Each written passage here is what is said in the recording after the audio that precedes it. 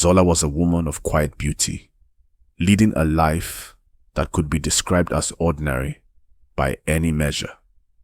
In the village of Mzamo, nestled deep within the rich and vibrant lands of Africa, her days were filled with simple joys: gathering with neighbors at the market, tending to the land, and cooking meals over an open fire.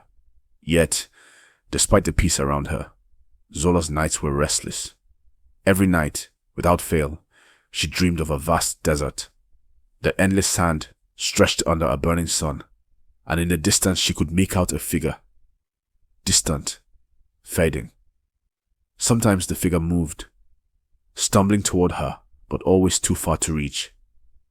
The dreams were fragmented, shifting like smoke, leaving her unsettled. She often woke in the early hours of the morning, drenched in sweat, unsure of what it all meant. Her grandmother had always spoken of the spirits that guided their ancestors, of the women in their family who could see beyond the veil. But Zola dismissed these stories as superstition, stories of old women trying to keep the mystery of their heritage alive. Still, the dreams continued, growing more vivid with each passing night.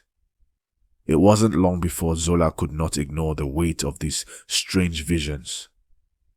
Could they mean something?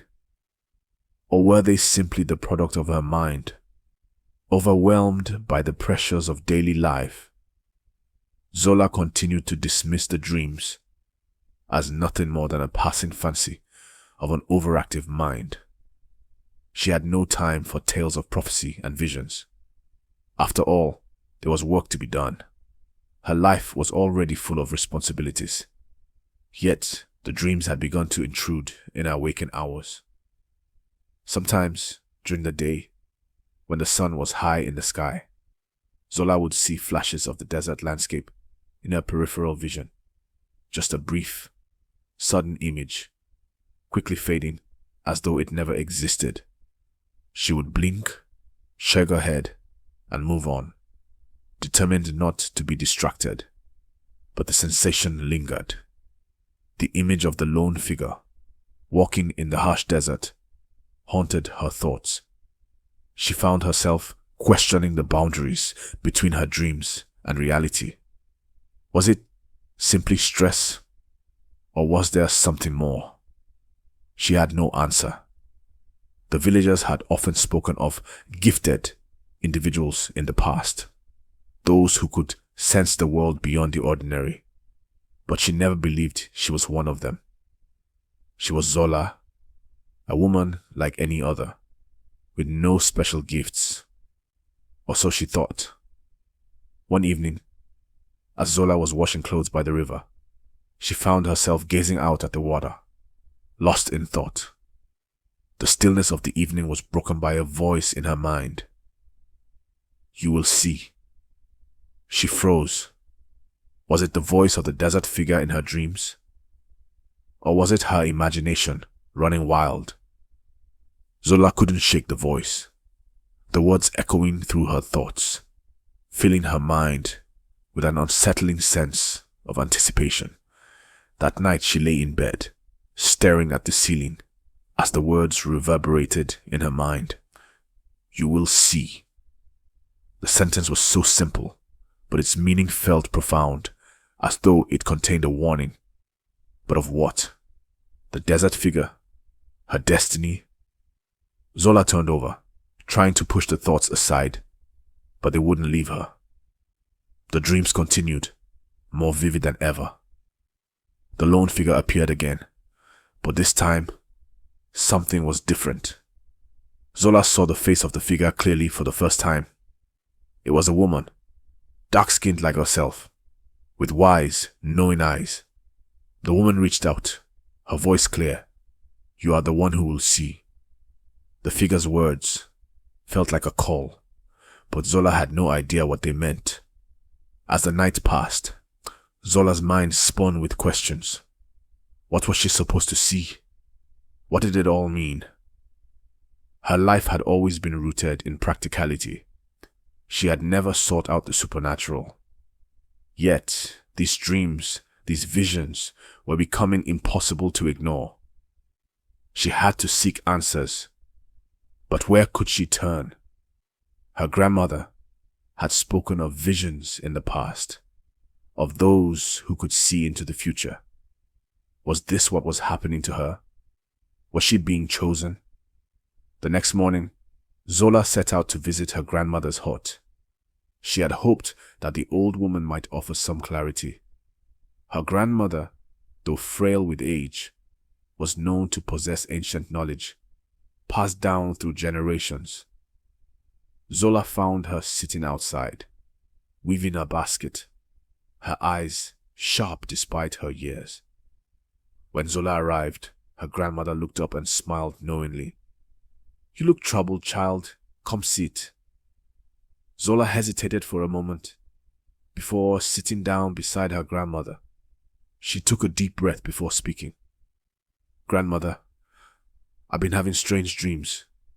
Dreams of a desert, of a woman, and now I hear a voice in my mind telling me that I will see." Her grandmother's expression shifted slightly, as though she had been waiting for Zola to come to her with this very question. "You have been chosen, Zola. Some gifts run in the bloodline. Your mother had them, and her mother before her, and now it is your turn." Zola felt a chill run down her spine. "Chosen? What do you mean?" Her grandmother's gaze softened, her voice low. "The spirits have called to you. You will see the future, child, as they have seen it. But this gift is both a blessing and a burden. You must be careful. You must learn to navigate the future without trying to control it." Zola's world seemed to tilt on its axis. She had never believed in such things until now. The weight of her grandmother's words settled heavily on her heart. What had she gotten herself into? She could no longer deny it. Something was happening to her. But what was she supposed to do with this new knowledge? Zola's life, once predictable and simple, had begun to fracture. The dreams, no longer just strange fragments, had evolved into something more powerful. They weren't simply dreams anymore. They were visions. The moment Zola stepped outside her home, she was engulfed by a sense of urgency. The bustling village market, with its vibrant colors and chatter, faded away in her mind as a chilling vision overtook her. A child, no older than 8, played by the roadside, chasing a ball with innocent abandon. Zola's heart clenched. The ball rolled into the street. A speeding car, too fast, hurtling toward the child. Her breath caught. She could feel the child's impending danger, the dread sinking like a stone in her stomach. For a moment, time seemed to freeze. Zola didn't think. She didn't hesitate. She simply acted. The figure of the child on the road became a mirror of the vision. She could feel the car's roar in her bones, the sense of impending catastrophe. Her feet were already moving before she even knew it. Without stopping to think about how ridiculous it might look, how out of place it might feel, she charged across the marketplace, pushing past confused villagers. The child's mother yelled, but it felt distant, like an echo. Zola didn't hear anything but the sound of her own heartbeat. She had to save that child. Zola reached the child just as the car was a breath away. In that split second, she grabbed the little one, yanking them backward with all her strength, pulling them from the path of the vehicle. The impact of the child's body against hers sent them both crashing to the ground in a heap. Zola's heart pounded fiercely in her chest. For a heartbeat, everything was silent, save for the screeching tires of the car that narrowly missed them. The child's mother ran toward them, screaming in disbelief. "What just happened?" she cried, her voice filled with awe and relief. Zola didn't respond immediately, too stunned by the chaos unfolding. The child, wide-eyed but unharmed, clung to Zola's side, trembling. Zola's body shook with adrenaline. She stood, her legs unsteady, eyes locked onto the car as it swerved and screeched to a halt. The driver's face was pale with shock. In that instant, Zola realized what she had done. She had saved the child.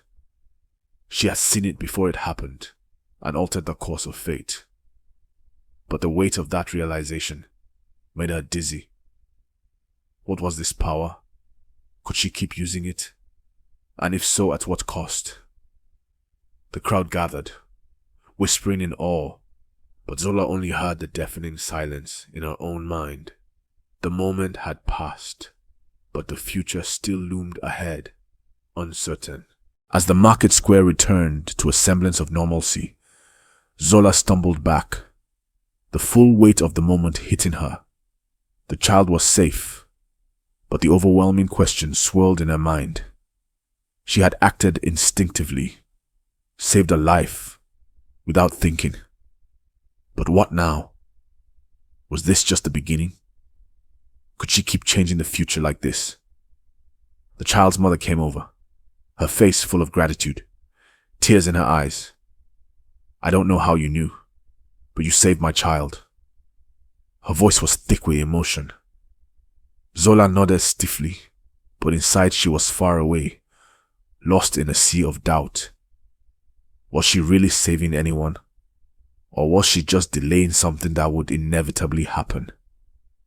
The weight of that thought made her heart heavy. The future was an unpredictable force, like a river with no end. Zola wondered if her gift would drown her in it.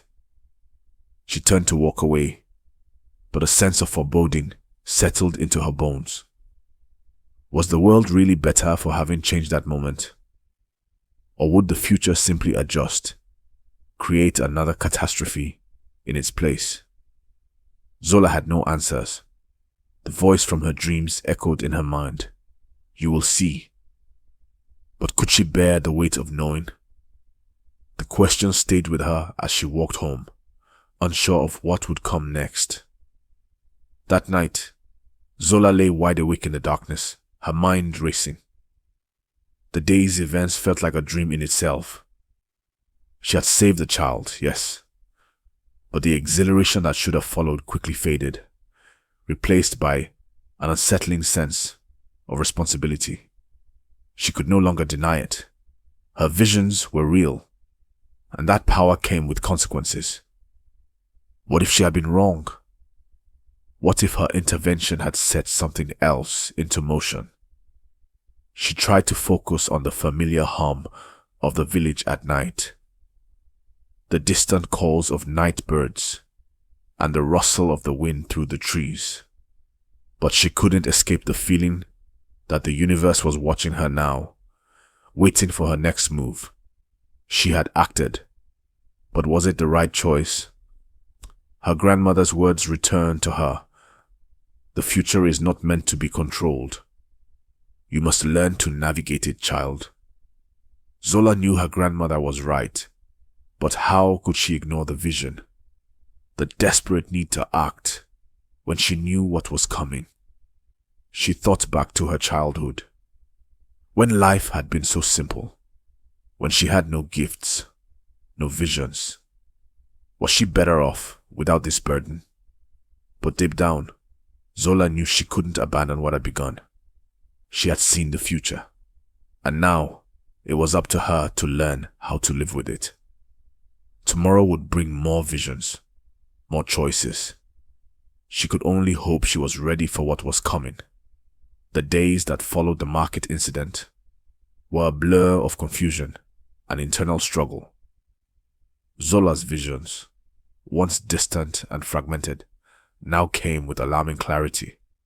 Each day, the future unfolded before her like an endless series of snapshots, flashes of people and places she had never seen before.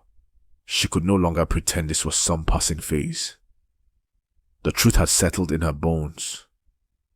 She wasn't just having strange dreams. She was seeing the future. It was a gift, but also a curse. In the quiet moments, when the sun dipped low over the village and the world seemed to settle into a peaceful rhythm, Zola would feel the weight of the burden she now carried. Every time a new vision appeared, an accident, a missed opportunity, a tragedy, she was forced to make a choice. Would she act or stay silent? But could she even control the outcome of these visions?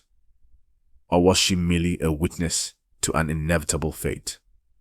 One morning, as she walked to the village well, she saw it.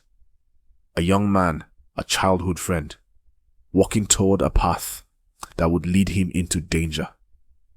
Zola's heart sank as she saw the vision of thieves lying in wait. He would be attacked. She knew she should intervene, but how? And what would it cost her to do so? Zola's mind raced as she followed her friend, feeling the pressure of the vision weigh down on her.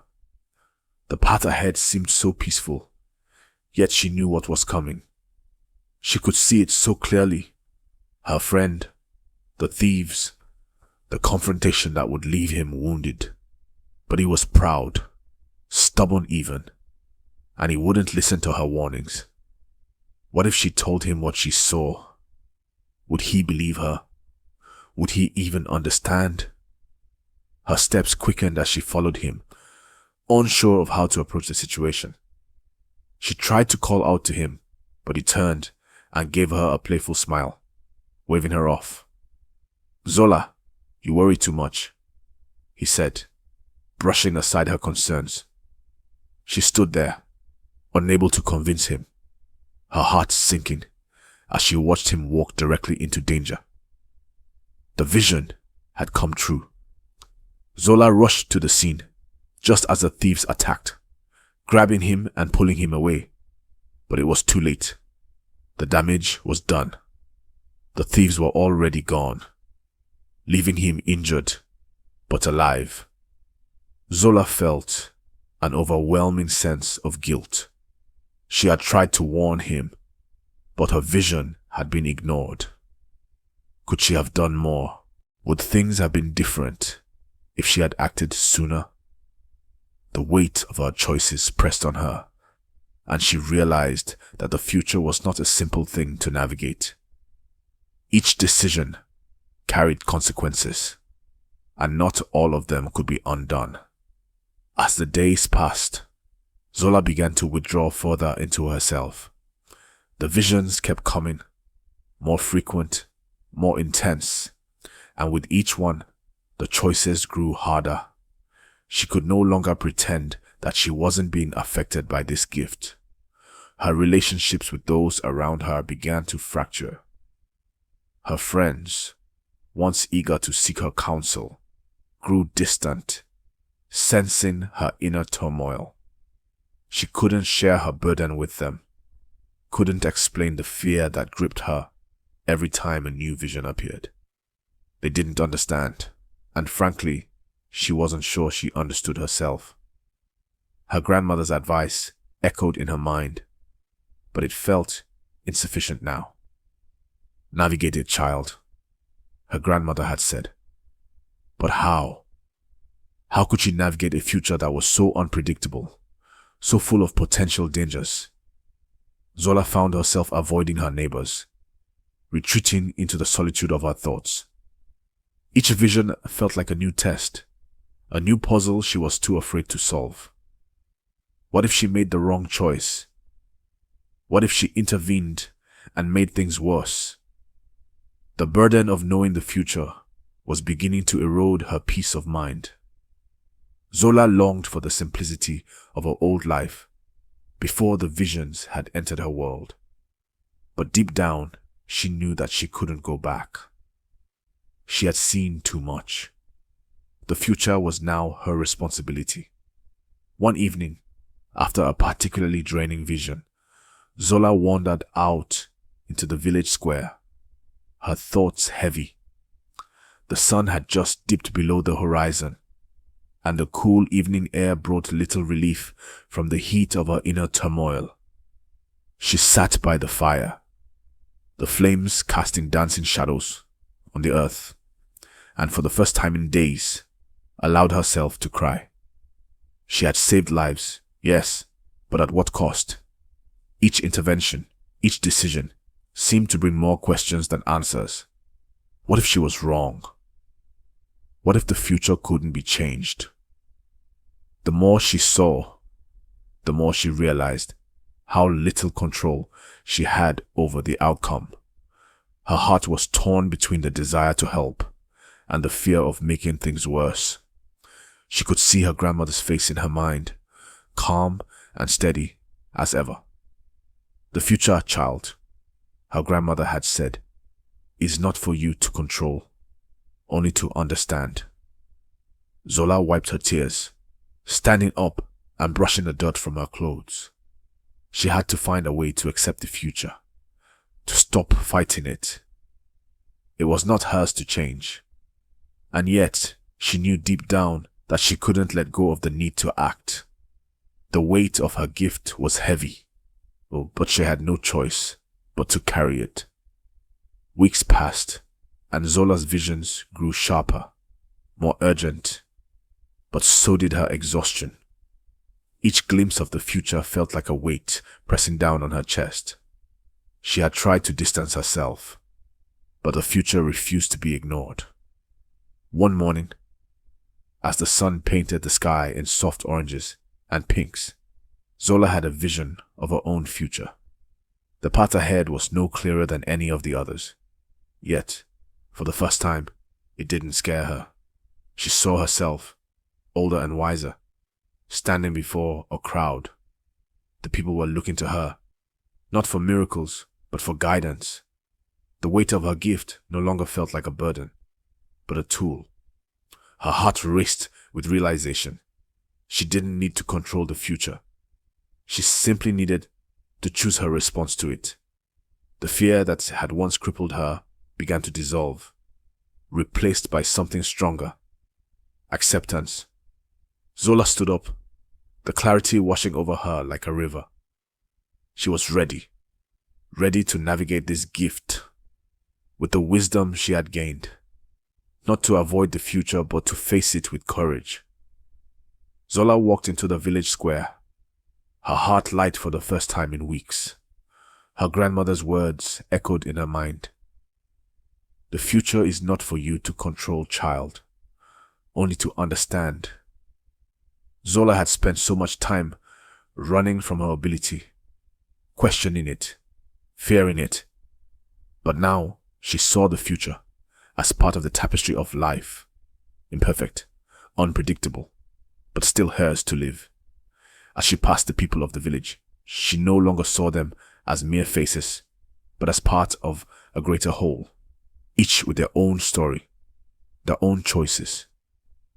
Her gift, once a curse, had become a tool of empathy. She no longer feared the visions. Instead, she embraced them, knowing that what she could change was how she responded. Zola had no control over the twists of fate, but she had control over how she navigated them. And that was enough. It wasn't about saving everyone. It was about giving people the strength to face their own futures, whatever they might be. That evening, as the sun dipped beneath the horizon, Zola sat by the river, watching the water flow. She thought about all the people whose lives she had touched, some saved, some not, and all changed in one way or another. The future was still uncertain, still unpredictable, but Zola had learned something crucial. The future was not a prison. It was a chance to choose, to make a difference, even in small ways. Zola closed her eyes, feeling the cool evening air against her skin. She knew that she would continue to see glimpses of what was to come, but she no longer felt the weight of responsibility on her shoulders. The future would come with all its uncertainties, but Zola would face it with open eyes, ready to embrace whatever path lay ahead. She had learned to let go of control and found freedom in accepting the unknown, and in that acceptance, she found peace. Years passed, and Zola's name became known beyond the borders of her village. She was not a prophet or a seer, as some had claimed, but a guide, someone who had learned to navigate the future without succumbing to its pressure. Her village had flourished, not because of the dramatic changes Zola had made, but because she had taught them all the power of choice. She had helped them see that the future was not something to fear or resist, but something to face head-on with courage and wisdom. One day, as Zola sat with a young girl, a descendant of her grandmother's lineage, she smiled knowingly. "You will see, child," she said softly, "but what you choose to do with that vision, that is the true gift." The girl looked at Zola, eyes wide with understanding, and in that moment, Zola realized that her journey had come full circle. She had embraced the future, not as something to control, but as something to live with. And that, she knew, was enough. So this was the story, with a happy ending for today. Let us know what you think about it. Share your thoughts in comment section below. And like, share and subscribe for more. Take care, folks.